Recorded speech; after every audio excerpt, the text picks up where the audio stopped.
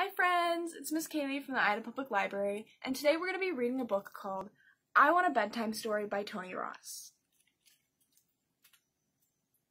Every bedtime, the king told the little princess a story, but one night he was away on royal business. So the queen told the little princess a story about a fairy queen. That's not as good as Daddy's stories, said the little princess, and she wouldn't go to sleep. So the admiral told the little princess a story about the high seas and the giant fish who lived there. That's not as good as Daddy's story, said the little princess, and she still wouldn't go to sleep. She's looking grumpy, isn't she? So then the general told the little princess a story about a great battle where everybody ran away. That's not as good as Daddy's story, said the little princess, and she still absolutely would not go to sleep. So next the cook told the little princess a story about a really naughty sandwich. They looked pretty silly.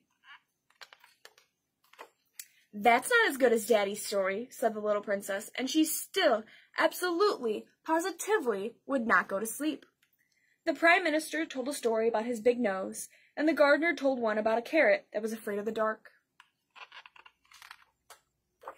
But nobody could tell a story as well as the king. I want a bedtime story, cried the little princess. Everybody looked at the maid. She wants a story, they all cried. I don't know any stories, said the maid, but I do have an idea. Taking the little princess by the hand, she led her downstairs, then down some more stairs.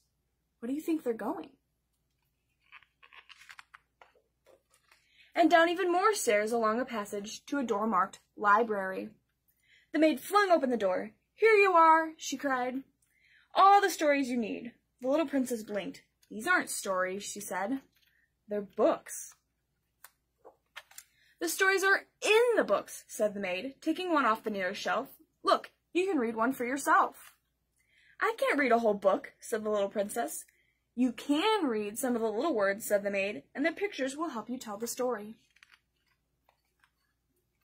The little princess grabbed a book. She liked the shiny cover. She liked the colorful pictures. She liked turning the pages and working out the secrets of the words. Soon she was running up and down the library shelves, taking this book, then another book, until the maid was weighed down with a huge pile. That looks pretty heavy. Do you think you could carry it? Back in bed, the little princess sat, surrounded by books. Her favorite one had belonged to her daddy when he was little prince.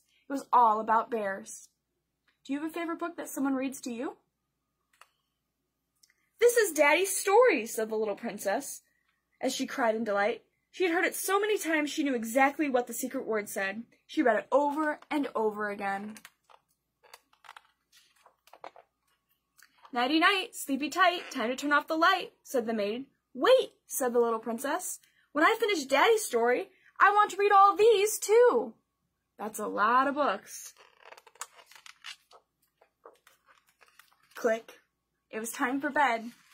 Good night, friends.